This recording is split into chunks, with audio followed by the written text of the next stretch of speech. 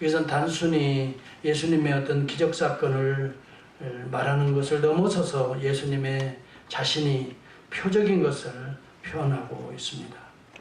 단순한 기적이 아닌 오병이어는 하나의 영적인 의미를 담고 있다. 하나님의 나라를 디렉션을 보여주고 있다고 하는 계시의 의미를 갖고 있다고 하는 사실입니다. 이것을 우리는 표적이라고 말하는 것입니다. 가장 보잘것없는 어린아이의 이 보리떡 5개와 물고기 2마리에서 들어올리게 되므로 하나님이 그것을 받으시고 놀라운 양식으로 저들을 먹이시고 12광저리를 남게 하신 오병이어의 기적인 것입니다. 여러분, 이 보리떡이라고 하는 것은 아르토스, 가난한 자들이 먹는 음식입니다. 보리에는 이 글루텐 함량이 밀보다 낮고 재분율이 낮으므로 맛이 별로 없고 소화가 잘 되지 않아서 로마 시대의 가난한 사람들의 주식이었다고 합니다. 알렉산더의 필로도 그런 이야기합니다.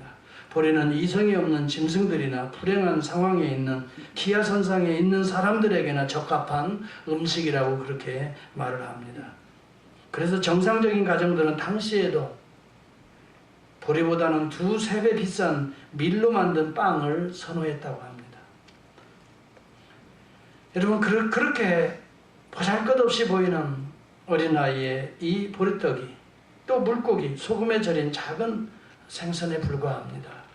이런 것들이 하나님 앞에 들림을 받고 있습니다. 올려지고 있다고 하는 사실입니다. 하늘 높이 올려질 때에 하나님이 축사하시면서 이들을 12광주리가 남을 정도로 풍성한 양식으로 우리 하나님께서는 축복하신다고 하는 사실입니다. 과연 이것이 오늘 우리에게 무엇을 영적으로 암시하는 것일까요? 예수 그리스도가 자신은 보잘것없는 보리떡과 같은 모습으로 소금에 절인 그 생선의 모습으로 우리 주님이 이 땅에 오셔서 십자가의 들림을 받게 되어서 자기의 몸을 찢어서 백성들에 먹이게 될 때에 그리스도를 통해서 나타나는 놀라운 생명, 구원의 역사들, 구속의 은혜들을 이 오늘 오병이의 기적은 표적처럼 우리에게 보여주고 있다고 하는 사실을 보여주고 있습니다. 이것이 표적인 것입니다. 단순히 양식만 얻어먹고 우리 예수님을 따라가면 이게 정말 어디를 가든지 양식은 굶주리지 않겠구나. 이 사람을 따라가기만 하면 이 로마의 속국에서 우리는 자유와 해방을 누릴 수 있겠구나. 이렇게 단순한 그런 기적사건이 아니라는 것입니다. 그런데 이 유대인들은 그 생각을 가지고 예수님을 따랐던 것입니다. 이 사람을 왕으로 추대한다, 임금으로 추대한다면 앞으로 로마의 속국으로부터 언제든지 우리는 자유를 누릴 수가, 해방을 받을 수가 있고, 이 사람을 따라가면 경제적인 풍요는 걱정할 것이 없다. 이분이 바로 모세, 제2의 모세와 같은 그 선지자다 하면서 예수 그리스도를 땅의 임금으로 삼고자 하는 그런 모임이 있는 것을 우리 주님이 아시고, 우리 주님이 그들을 떠나서 산으로 기도하러 올라가신다 하는 내용이 오늘 14절과 15절에 나타나고 있습니다. 오늘 저는 그래서 이 14절과 15절을 통해서 왕이 되기를 거부한 왕이라고 하는 제목을 가지고 말씀을 나누려고 합니다. 여러분, 다시 한번 성경 14절과 15절을 유의 깊게 한번 살펴볼 수 있기를 바랍니다. 우리 14절과 성경 15절을 한번 같이 봉독하기를 원합니다. 한번 같이 합시다. 시작. 그 사람들이 예수의 행하신 이 표적을 보고 말하되 이는 참으로 세상에 오실 그 선지자라 하더라. 그러므로 예수께서 저희가 와서 자기를 억지로 잡아 임금 삼으려는 것을 아시고 다시 혼자 산으로 떠나가시니라. 여러분, 오늘 이 본문의 말씀이 무엇을 의미할까요? 왕이 되기를 거부하시는 참된 하늘나라의 왕이라고 하는 사실을 보여주고 있습니다. 사람들은 세상의 왕을 기대합니다. 세상의 임금들을 통해서 뭔가 풍요로운 삶을 기대하지만, 그러나 우리 주님은 세상에 먹을 양식이나 공급하고 정치적인 해방을 위해서 오시는 정치적인 메시아가 더 이상 아니라는 것입니다. 경제적인 메시아도 아니라고 하는 사실을 우리 주님이 이렇게 그들을 떠나서 기도하러 산에 오르시는 장면을 통해서 우리에게 암시하고 있는 바로 그런 모습들인 것입니다. 여러분, 우리 주님의 나라는 이 세상에 속한 것이 아니라고 요한복음 18장 36절에 말합니다. 빌라도가 예수에게 질문을 합니다. 내가 세상의 왕이냐? 이렇게 질문을 할 때 예수님은 유대인의 왕이냐? 이런 질문을 할 때 예수님은 대답하시되 내 나라는 이 세상에 속한 것이 아니라 라고 말을 합니다. 땅의 왕이 아니라는 말입니다. 만일 내 나라가 이 세상에 속한 것이었더라면 내 종들이 싸워 나로 유대인들에게 넘겨지지 않게 하였으리라. 이제 내 나라는 여기에 속한 것이 아니라 라고 말하고 있습니다. 그런데 여러분, 우리가 주 예수 그리스도를 믿는다고 하면서 땅의 왕으로 자꾸 끌어내리려고 하는 것입니다. 땅의 문제를 해결해 달라는 것입니다. 땅의 양식을 공급해 달라는 것입니다. 땅의 정치적인 문제를 해결해 달라고 하는 것입니다. 그래서 우리 주님은 그것을 피하시는 것입니다. 우리 주님은 땅의 왕이 아닙니다. 유대의 왕도 아니에요. 대한민국의 왕도 아니에요. 미국의 왕도 아닙니다. 주님은 만왕의 왕인 것입니다. 만주의 주가 되시는 우리 주님이십니다. 빌라도는 다시 질문합니다. 내가 그러면 왕이 아니냐? 그렇게 말합니다. 그런데 우리 주님이 요한복음 18장 37절에 말씀합니다. 내가 왕이라고 말합니다. 거기 본문에 보면은 예수께서 대답하시되 내 말과 같이 내가 왕이니라. 내가 이를 위하여 태어났으며 이를 위하여 세상에 왔나니 라고 말합니다. 참 어려운 이야기입니다. 처음에는 유대인의 왕이냐라고 하는 질문에는 왕이 아니라라고 말합니다. 내 나라는 하늘에 속한 것이라고 말합니다. 그러면서 오늘 이 37절의 본문은 내가 왕이라고 말합니다. 이것은 유대인의 왕이 아니라 세상 나라의 왕이 아니라 하나님 나라의 왕이라는 말입니다. 그러므로 왕이 되기를 거부한 왕이라고 하는 말은 세상의 왕이 되기를 거부한 하나님 나라의 왕이라는 것을 암시하고 있다고 하는 것입니다. 여러분, 여기 본문 15절에 보면 그러므로 예수께서 그들이 와서 자기를 억지로 붙들어 세상 임금으로 삼으시는 것을 아시고 다시 혼자 산으로 떠나가시니라 라고 말합니다. 다른 본문에 보면은, 다른 복음서에 보면, 마가복음 6장에 보면 예수께서 즉시 재촉하사 제자들을 재촉했다고 그랬어요. 무리들이 자기를 세상 임금으로 삼고자 하는 것을 아시고 주님이 제자들을 빨리 물들지 않게 떼어놓으시는 것입니다. 여러분, 마가복음 6장에 보면 그 내용이 동일한 장면들을 그렇게 언급하고 있어요. 제자들이 세상 왕이 임금을 삼으려고 하는 것을 빨리 떼어놓아 가지고 재촉하사 무리를 보내는 거예요. 배 타고 빨리 저 벳세다 건너편으로 가라 하시고 우리 주님은 작별하신 후에, 무리를 작별하신 후에 기도하러 산으로 가시니라 그렇게 말해요. 여러분, 이 본문의 장면들이 조금 이해가 갔으면 좋겠어요.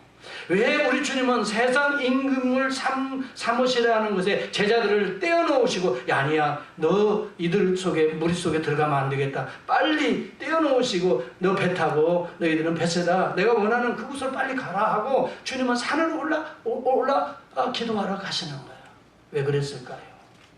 우리 주님은 세상 왕이 되기를 refuse, 거절하고 계시는 거예요. 하나님 나라의 왕이 오셨는데 사람들의 욕심에는 자기의 이 문제를 해결해 달라고, 자기의 왕이 되게 해달라고, 자기 민족의 왕이 되어서 정치적인 해방을 시켜달라고 요구하고 있는 것이 오늘 우리의 모습을 우리는 보고 있는 거예요. 여러분, 우리가 주님 앞에 나오고 주의 이름을 부릅니다만 내 문제에 국한해서 이 문제를 해결해 달라고, 이 문제의 왕이 되어 달라고 우리는 주님을 요구하고 계시는 것은 아닌가 하는 것입니다. 여러분, 우리가 무엇을 위하여 기도해야 될까를 우리는 보여주고 있는 중요한 주님의 대목이라고 성경 레온 모리스 성경학자는 해석하고 있습니다. 어리석은 유대인들의 무지의 열기를 식히기 위해서 주님은 기도하러 산에 오르셨다라고 말합니다. 무지의 열기를 식히기 위해서. 왜냐하면 생각해 보세요. 수만 명이 모여서 우리 주님이 축사하시는데 어린아이가 드린 물고기 2마리와 보리떡 5덩이, 별것도 아닌 것을 우리 주님이 축사하시고 떼어서 그들에게 주는데 계속해서 떡이 또 떨어져도 계속 공급이 되는 거예요. 생선이 떨어져도 계속 공급이 되는 거예요. 이것을 직접 보았던 이 2만여 명의 무리들이, 야, 이것은 그 선지자다, 기적을 행하는 그 선지자다 하는 거예요. 그래서 이분을 모셔야 되겠다. 우리가 기다리는 메시아가 드디어 왔다라고 생각하는 거예요. 그들이 요구하는 메시아, 그들이 원하는 메시아는 이 정치적인 메시아요, 경제적인 메시아였다는 거예요. 우리 주님은 만왕의 왕으로서 구속의 메시아예요. 우리 인간의 죄성을 깨끗이 씻기 위해서 대 속에 화목제물로 오셔서 자기의 몸을 찢어주시는, 그러므로 인하여 그리스도 안에 모든 우리 안에 욕망의 죄들을 깨끗이 씻어주시는 하늘나라의 메시아로 오셨는데, 우리는 먹고 사는 일만 해결해달라고는 세상의 이 임금으로, 세상의 메시아로, 물질적인 메시아로, 정치적인 메시아로, 우리 환경, 가정의 문제, 이 문제를 해결해달라는 메시아로만 국한해서 우리 예수 그리스도를 끌어내리고 있는 장면인 것입니다. 이런 어리석은 유대인들의 무지의 열기를 식히기 위해서 우리 주님은 산에 오르셨다는 거예요. 무지의 열기, 이제 그렇게 번역을 했는데요. 야, 정말 무지의 열기가 우리에게도 있다는 거예요. 자, 간절히 기도하는데 무엇을 위해서 간절하게? 하나님 나라를 위해서, 그의 뜻을 위해서, 그의 나라를 위해서 간절히 뜨거운 열기로 기도해야 되는데, 주님은 그것을 위해서 올라가시는 거예요, 산에. 그런데 우리들의 기도는 그냥 주여, 이 먹고 사는 이 문제, 이거 해결해 주셔야 돼요. 그렇지 않으면 나 주님 교회 가는 것도 없고 헌금 어림없지요. 이 문제 해결해 줘야 돼. 주여, 이 아들 문제 이거 해결해.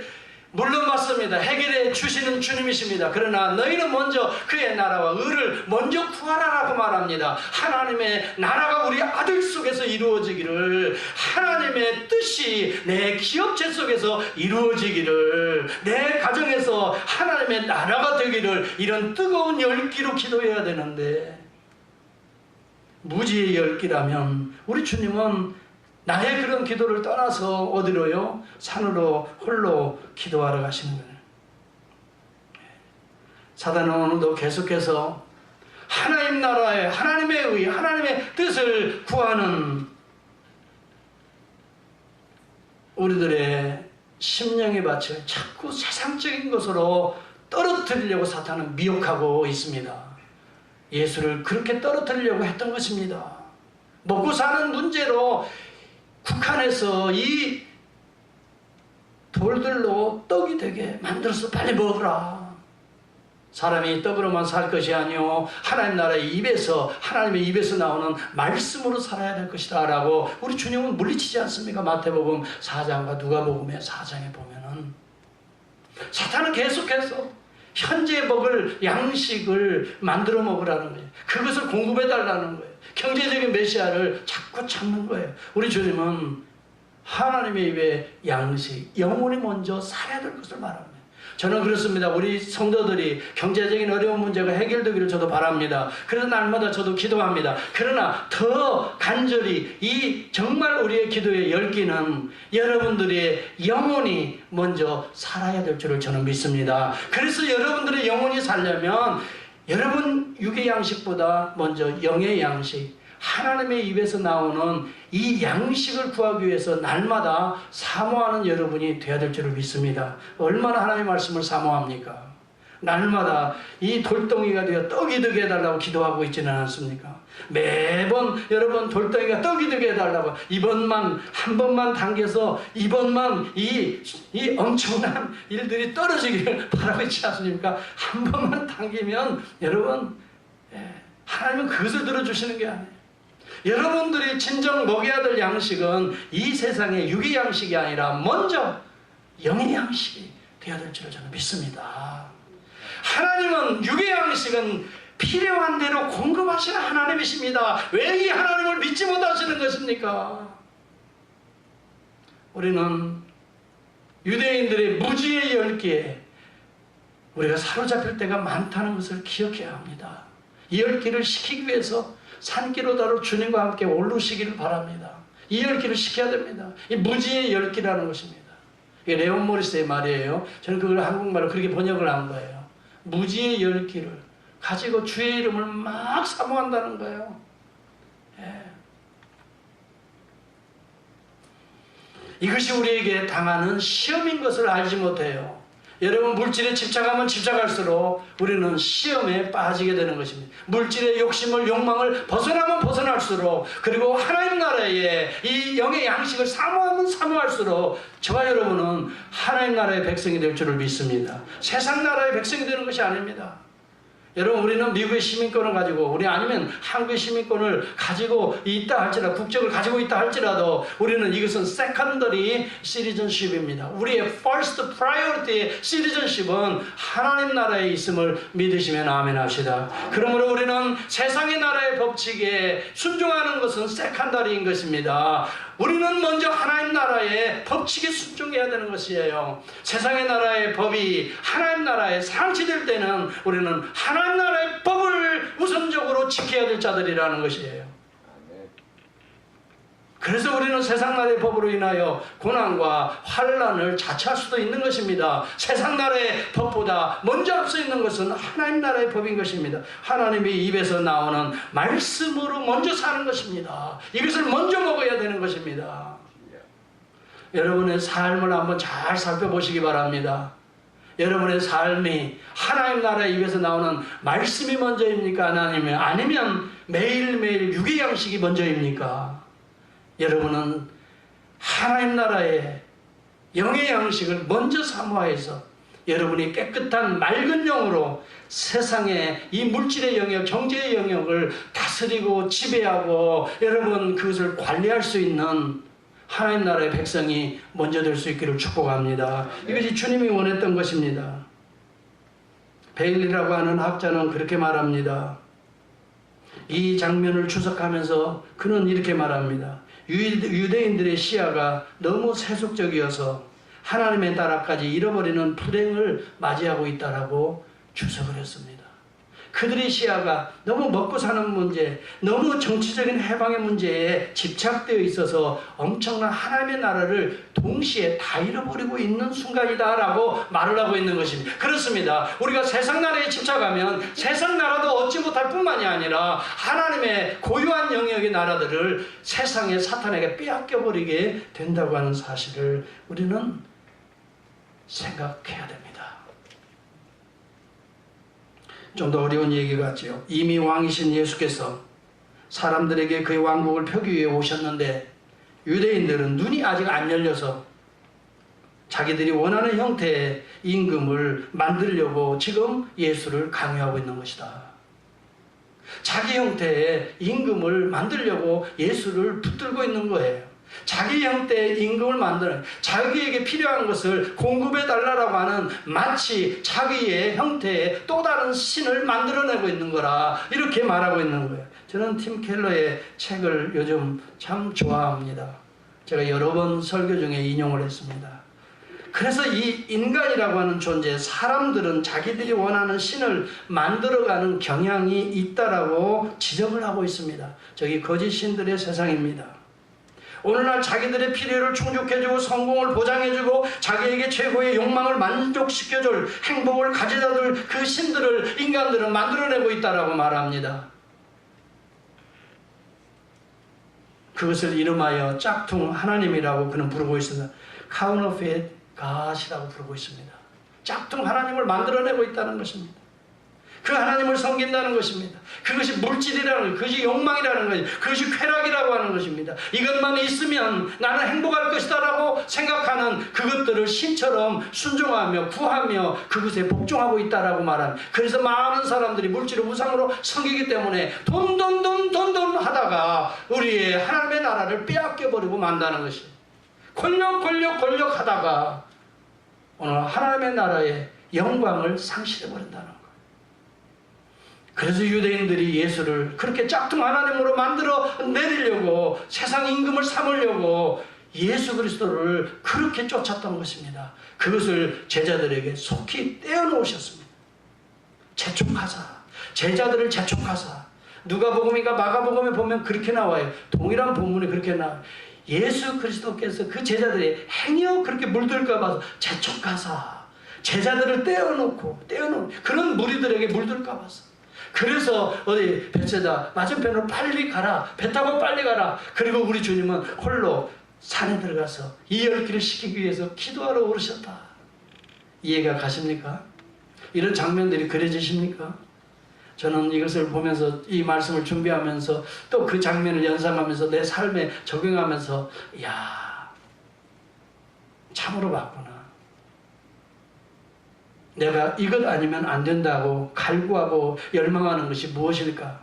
어떤 분은 그래요. 목회 성공이라는 것도 하나의 우상이 될 수 있다라고 말을 해요. 우리가 기대하는 세상적인 어떤 성공의 개념도 자칫 우상화될 수 있다는 거예요. 그것이 아니면 나의 인생의 존재의 의미나 가치를 느끼지 못하는 것들.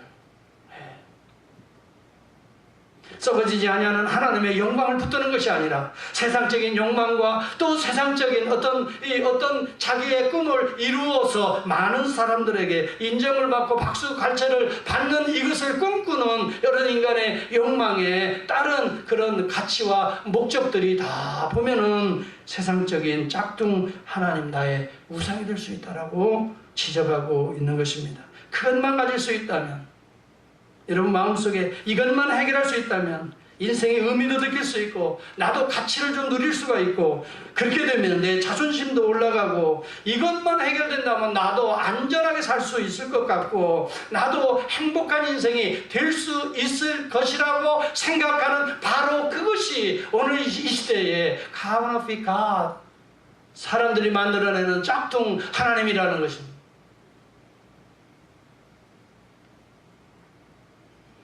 여러분, 어떤 분들은 종교를 통해서 이런 짝퉁 하나님을 만나려고 하는 것입니다.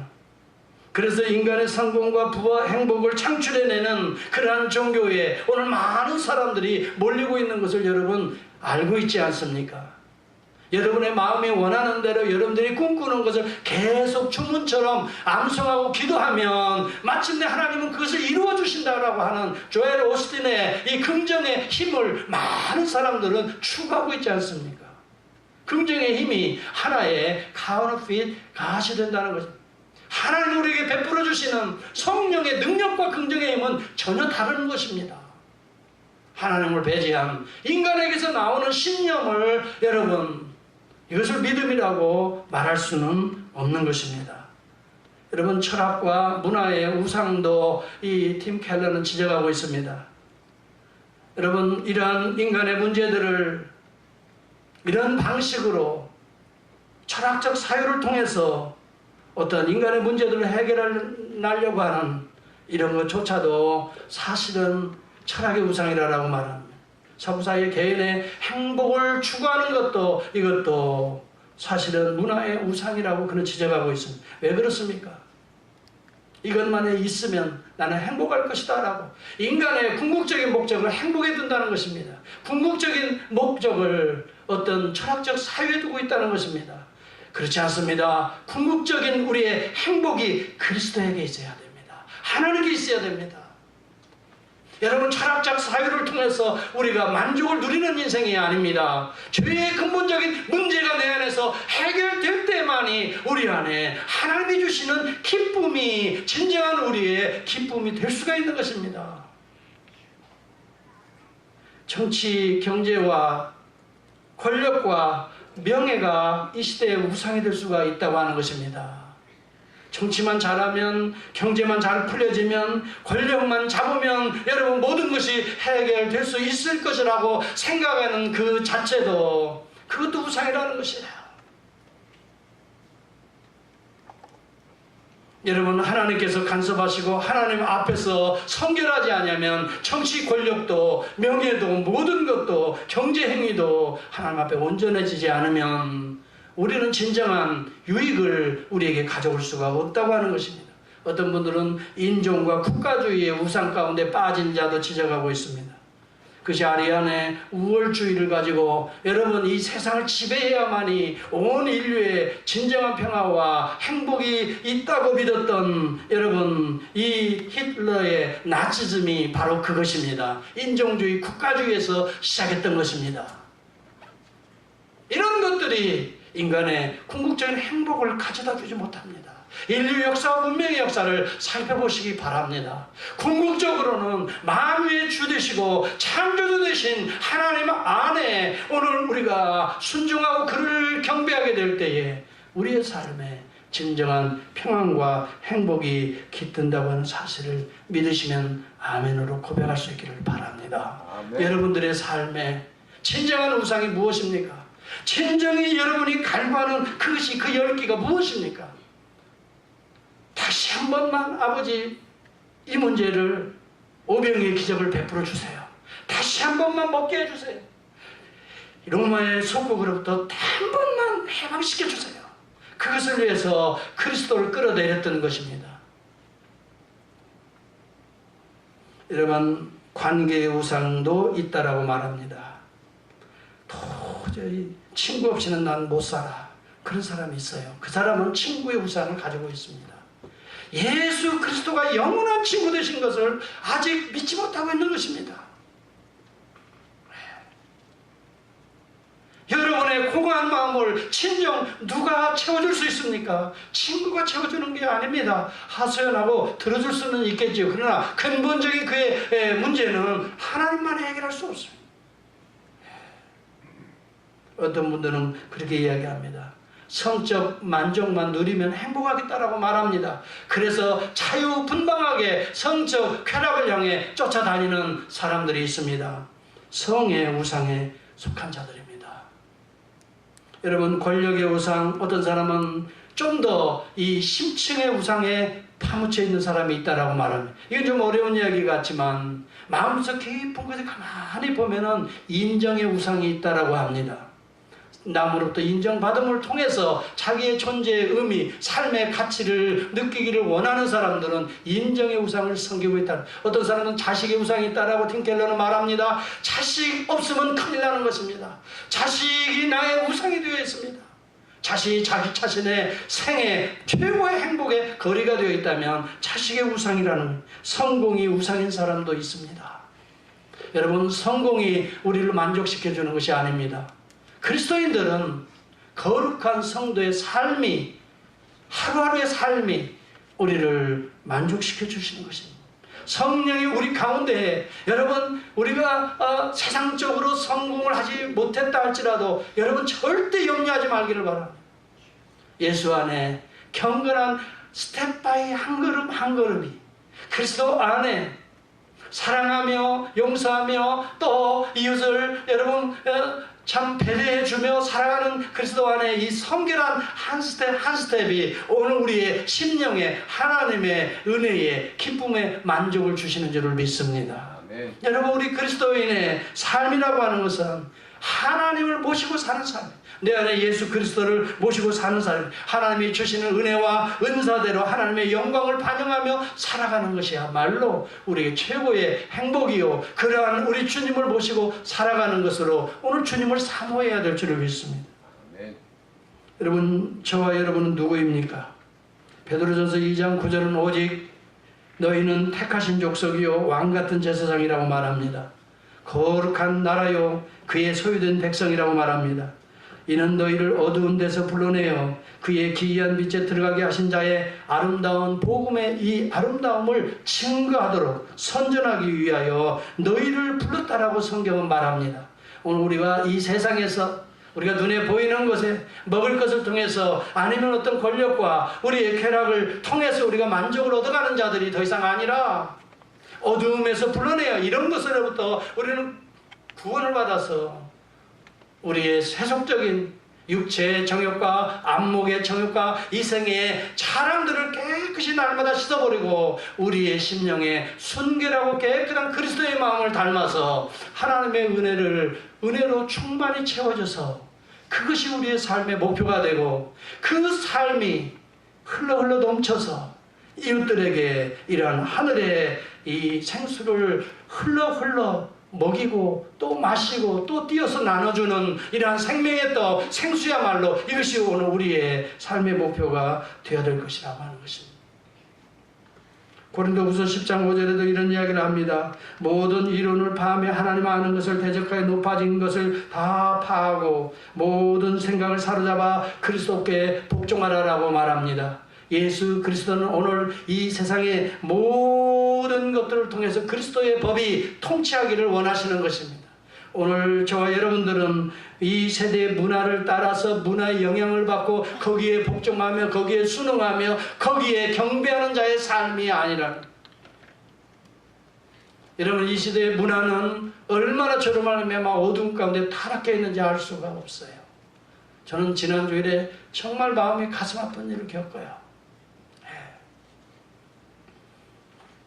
하나님이 세우시는 아름다운 이 놀라운 거룩한 언약들을 사람들은 파괴해버리고 자기들이 원하는 대로, 자기들이 기뻐하는 대로 보암직도 하고 먹음직도 하고 지혜롭게 할 만큼의 이러한 것들을 쫓아서 살아가고 있는 인생의 모습들, 다 가정의 모습들을 우리가 보고 있지 않습니까?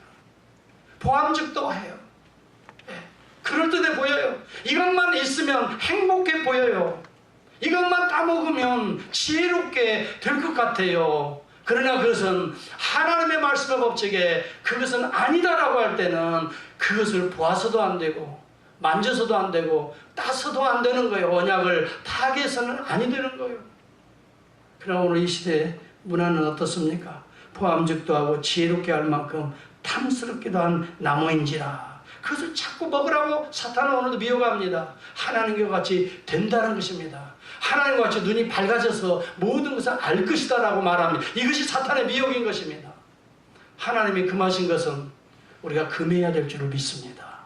우리 하나님의 말씀에, 여러분 요즘 계속해서 저는 그런 이야기를 합니다. 이 시대의 문화가 하나님의 언약을 파괴하는 쪽으로 계속 흘러갑니다.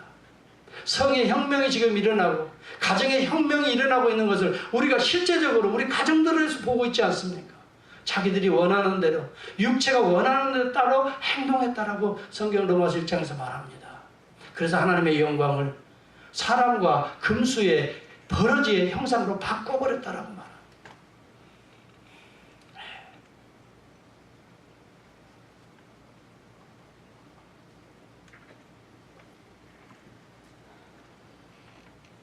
저도 뭐 동물을 그렇게 뭐 헤이트하지는 않아요.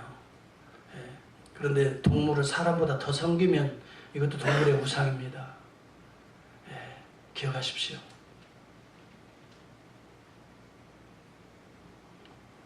패트가 중요한 것이면 틀림이 없어요.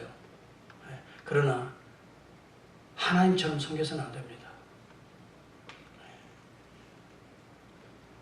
거기에 쓰는 정성과 사랑, 물질, 하나님보다 더하면 이것이 우상이 되는 것이에요. 여러분들의 삶을 가만히 살펴보십시오. 우리들의 삶의 현장에서 하나님이 통치하시고 하나님의 영광을 받으시고 하나님의 의가 드러나는 일에 우리의 24시간이 활용되어질 때에 우리는 온전한 하나님 나라의 왕같은 제사장이라는 거예요. 우리를 통해서 하나님이 통치하시는 거예요. 그래서 저와 여러분들은 예수 안에 거듭난 자는 왕같은 제사장이라는 거예요. 여러분 세상의 왕 앞에 경배하는 여러분이 아니에요. 하나님 나라의 왕이라고요. 여러분들은 예수와 함께. 그런데 어떻게 어두움에 경배합니까? 어떻게 여러분 돌들을 명하여 날마다 빵이 되어서 떡이 되어서 먹자고 하는 것입니까? 어떻게 자기의 권세와 영광을 드러높이며 박수갈채를 받자고 하는 것입니까? 이것은 땅의 왕들이 하는 짓들이에요. 우리는 하나님 나라의 왕이에요. 여러분은 왕이에요. 제사장이에요. 그런 모습을 보면서 애통해하는 마음으로 죄의 모습을 보면서 이것을 하나님 앞에 끌고 와서 눈물로 통회하고 애통하며 이 죄를 구속을 사함받는 구속을 위해서 기도해야 할 왕같은 제사장이라고 해요. 우리 주님은 분명하게 왕같은 제사장의 모습을 무리들이 세상 임금으로 삼으시는 것을 거절하시고 재촉하여 떼어놓으시고 그랬어요. 재촉하여 제자들을 떼어놓으시고 예수 그리스도 무리를 떠나서 한적한 곳에 통회의 눈물을 흘리러 산에 오르셨다라고 성경 기록합니다. 여러분 마태복음이나 마가복음을 누가복음을 살펴보세요. 동일한 본문에 주님이 그냥 산에 피하러 가신 것이 아니에요. 기도하러 가시니라라고 말을 해요. 제사장은 기도의 종들인 것입니다. 이 시대와 이 문명의 타락을 위해서 여러분 얼마나 기도하십니까? 한번 도전해보고 싶어요. 우리는 날마다 그냥 그저 그냥 내 집안 식구, 내 자식들 이것에 대해서는 그냥 열심히 기도하고 정말 진지해요. 정말 진지해요. 내 문제에 대해서는 진지해요. 그러나 여러분 왕 같은 제사장이라는 걸 기억하십시오. 제사장은 자기의 문제에 대해서도 기도해야 되지만 제사장은 뭐예요? 백성들의 문제를 가지고 애통해하면서 기도합니다. 여러분 정말 왕 같은 제사장 맞습니까? 옆에 분들 보고 한번 인사합시다. 당신의 얼굴을 보니 아버지 인사해봐요. 당신의 얼굴을 보니 예, 왕 같은 제사장이 맞긴 맞습니다. 이렇게 인정할 수 있기를 바라요. 예, 당신의 얼굴을 보니 이제는 개인에서 벗어나는 거예요. 십자가가 무엇입니까? 왜 예수가 이 땅에 와서 십자가를 지시는 것입니까?